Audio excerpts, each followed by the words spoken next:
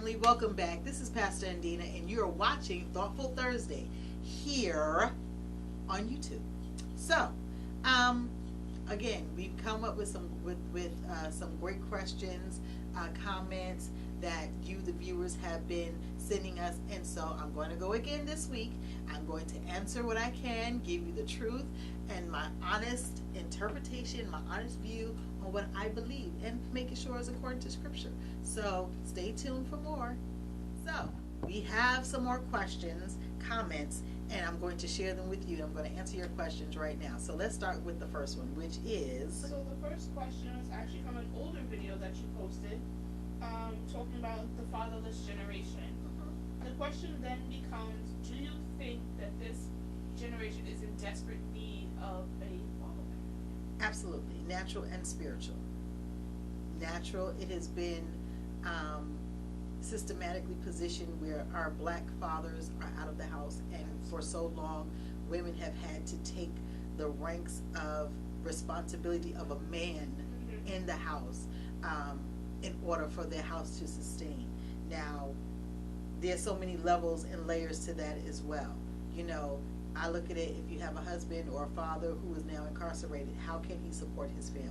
Because whatever situation, whether it was by choice or society, you participated in something that caused you to leave out of your home.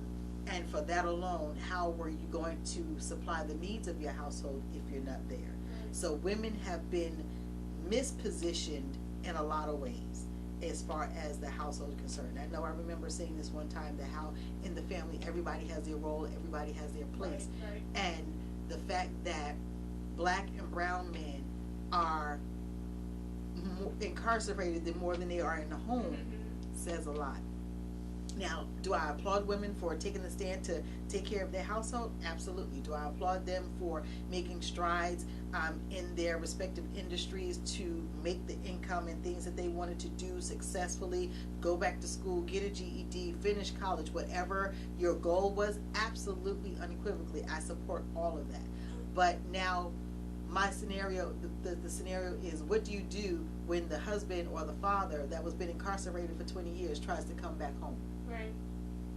How do you help him acclimate to this environment without some kind of counseling assistance to make sure that now you, as once as a woman being the head of house, now he's back and now you're supporting him financially until he's able to get a job, if he is even able to get one? How are you going to treat him now that he may want to come back and take his rightful place as a man and a father? Right. Especially when you have possibly male children in your household. Right. What are they going to look, and how can they look at daddy now? And I see too often some of it work and a lot of it don't work.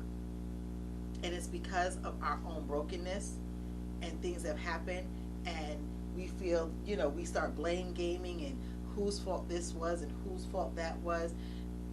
We have to heal. And part of that is extremely crucial to your life and development of your children. A woman can't teach her son how to be a man. Absolutely. She can only teach him how to be the man that he should, that another woman would be. Like, when I remember when I got divorced, and I was I even took to my son, we went to a year of family counseling and everything, just to be proactive, because now your father's not in the house anymore. Right. But he at least had a grandfather who was a man who showed him how to be. Right. And I thank God for that, because who's to say what he would turn out to be like? And it's funny because I go everywhere I go around our city, it's like, oh my God, that's your son? You know, oh my God, he's such a young man, he's such a gentleman, he's such a this. And there's some days where I wasn't even sure he was getting what I was teaching him. I was like, I was totally, Lord, just give me the wisdom. I don't know what the perfect parent looks like. I can't tell you what it is. I'm just asking you for guidance and wisdom to help me raise this son. And I had good male friends who I still have to this very day that I will call, listen, he's doing this. What am I supposed to do? They were like, okay, nah, that's really out of your league. That's above your pay grade. I'm coming over. And they would come over to my house and sit with him and talk to him. So it's important, if you are finding your life in that situation, that you have trusted voices of wisdom in your life to be able to guide you on how to raise this male child if you happen to be a single mother. And we think it's something wrong with us if we do, or we're less than. No, honey, it's wise for you to do it so that you can get the help, that your son don't wind up in prison. Right. How do we keep, the question should be, how do we keep our young men out of jail? How do we keep them from being killed on the street by the police? If we do the steps and things that we need to do at home, disciplining our children, giving them boundaries, learning how to respect one another, it will, I believe, it will decrease in some of the things that we're seeing now, where these young men don't want to be called son.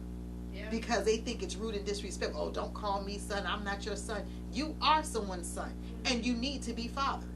You can't raise yourself. You're not that wise, because the decisions that you're making are altering your life. Right.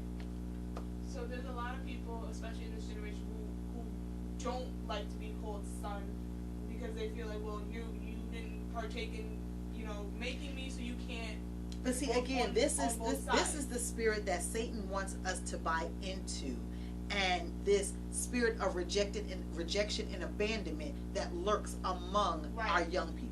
So, moving on to the spiritual aspect of it, there are a lot of people who start off in under a man of God, who desire that, who have a sincere desire to be fathered, and then somewhere along the way they got broken. The shepherd broke them. Right, they fall off, or whatever the case may be, whether they had a falling out with their shepherd or whatever the case may be. When that situation happens, of course, there's not much that we can do as women, because that's a relationship that has to be paired between that father and that son. How would you go about promoting that type of healing between those two parties? Okay, well then I would have to take the motherly perspective, because then you still have to talk to your son in that motherly perspective without trying to usurp authority as a man.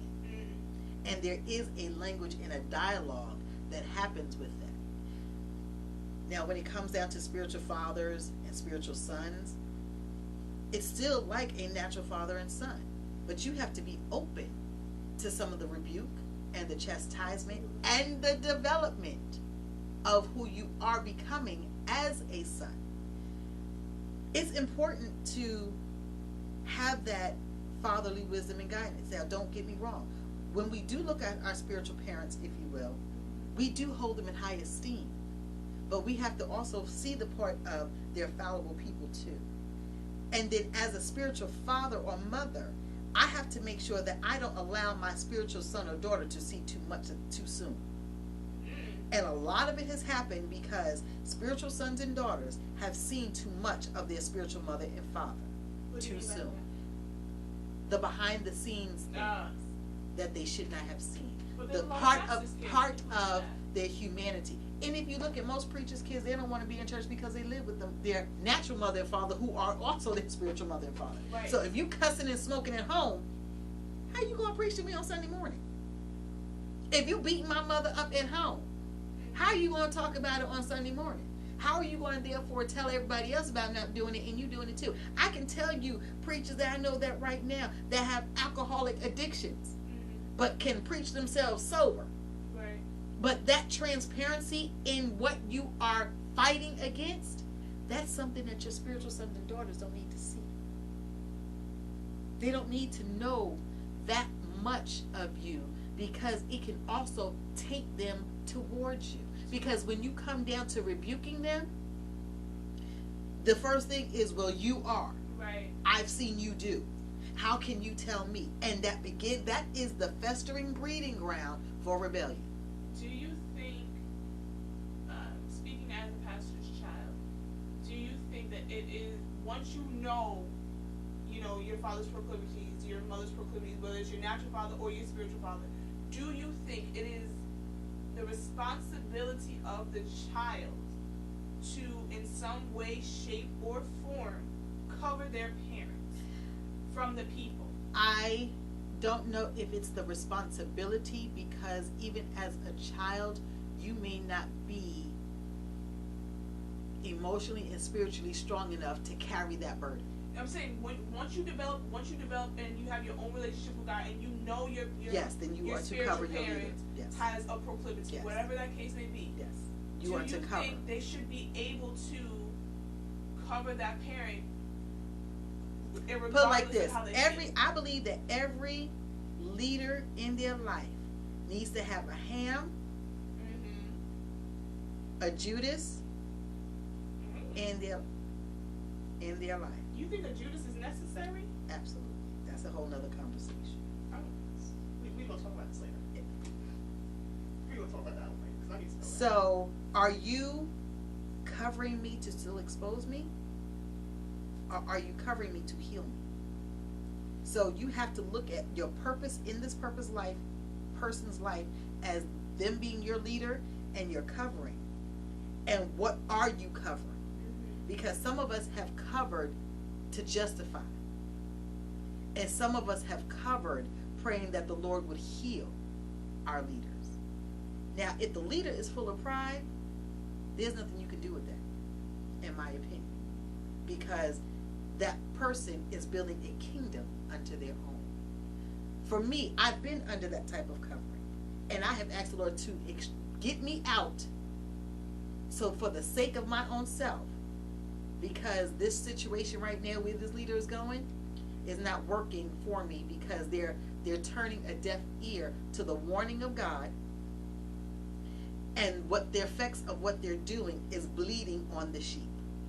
Now there are some people who have blind loyalty to their leaders. I don't believe it's blind loyalty. Sometimes I believe that we have a greater hope that maybe one day you'll get it right if I just stay there. But then that becomes into spiritual abuse and manipulation too. Right. So when I say blind loyalty, I mean they stay there because they feel like they have to, or they've been there for generations, yes. Or whatever the case may be. And sometimes it's time for us to leave. Again, I do believe that, first of all, the warning comes before destruction.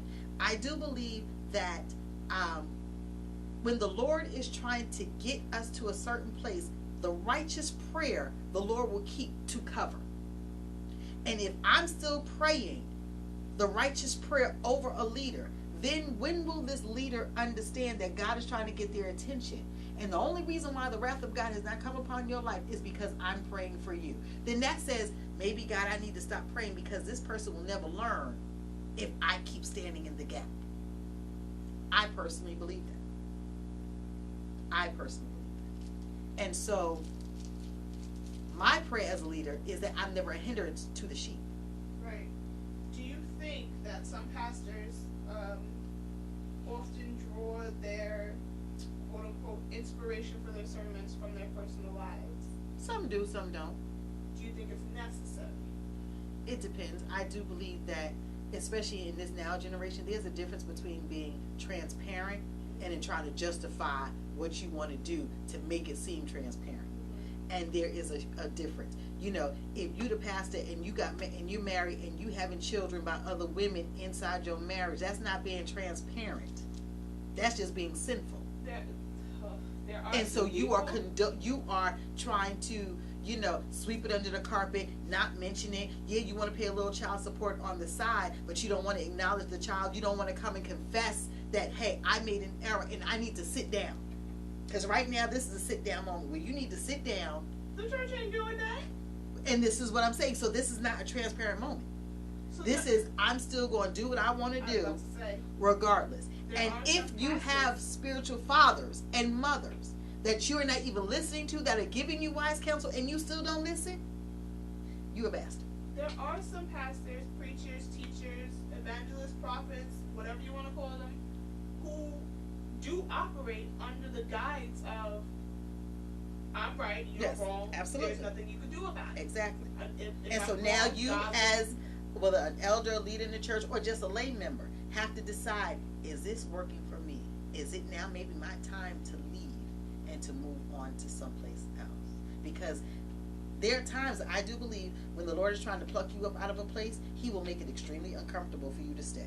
And if this is what is being used to make you uncomfortable so that you can leave and be planted somewhere else where you really need to be, because God is stretching you and growing you, then that's what has to happen.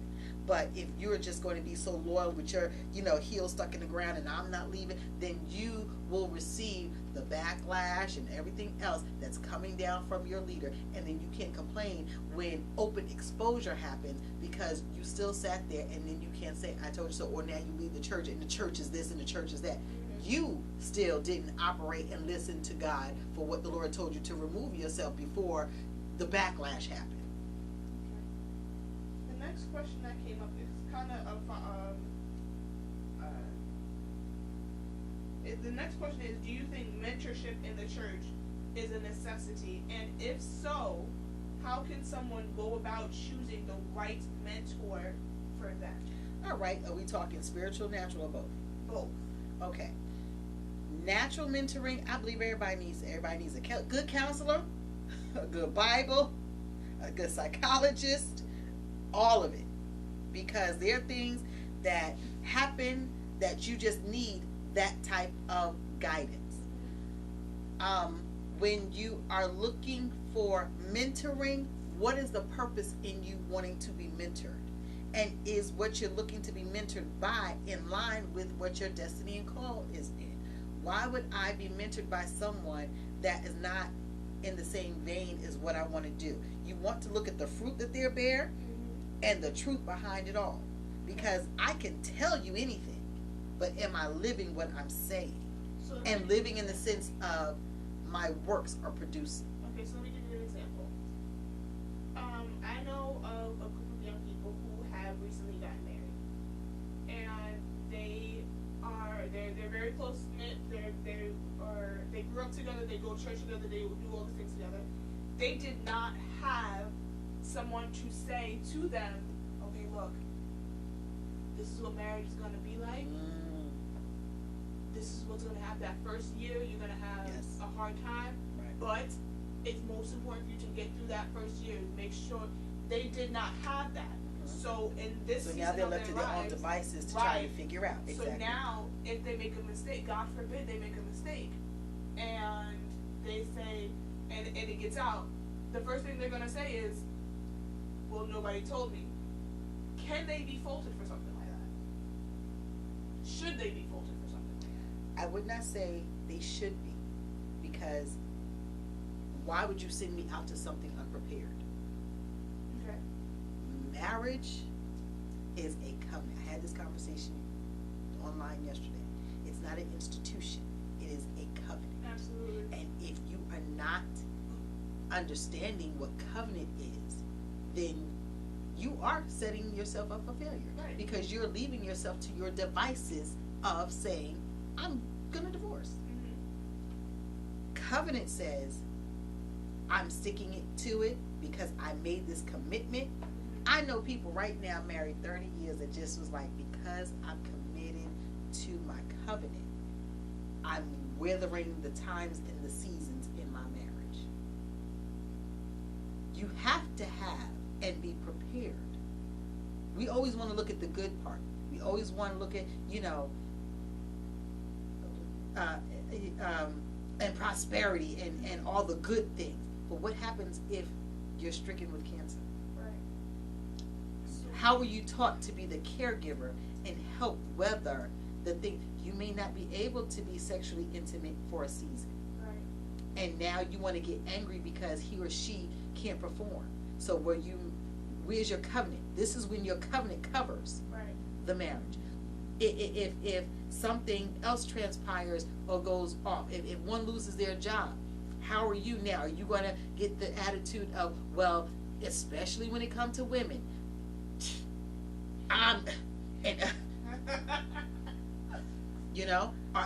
that does not cover you in covenant.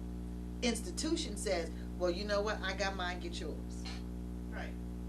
Covenant says, I'm going to bob and weave up and down, in and out with you while we're going through this transition and process. So going back to mentoring, do you think every season of your life calls for a different type of mentor? I do believe so. I believe that there is somebody that needs to be in your life at all times to keep you accountable. Like there's some people who are like right now. Mama's gone. I was gonna say. And just this morning, I was having a conversation, and it's like, what do I do? Right. And so, for me, I will be still and I will be in prayer until and if the Lord sends someone else. But this could be another season of my transition to a prophetic word that happened that came to me a year ago about being the daughter and a mother. So until the Lord says something else and shows me, I personally will be silent and in prayer, but doing the work of the Lord. Right. But thank God I do have other people of wisdom and honor in my life, though they are very few,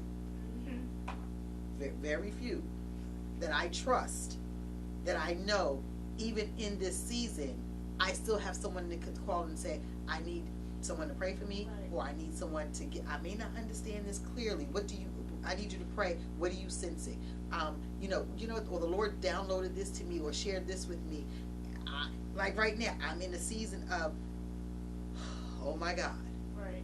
And so because of what has been poured into me, it's going to take me a minute to walk out this process, right. because now it is for surety a step between me and right. God.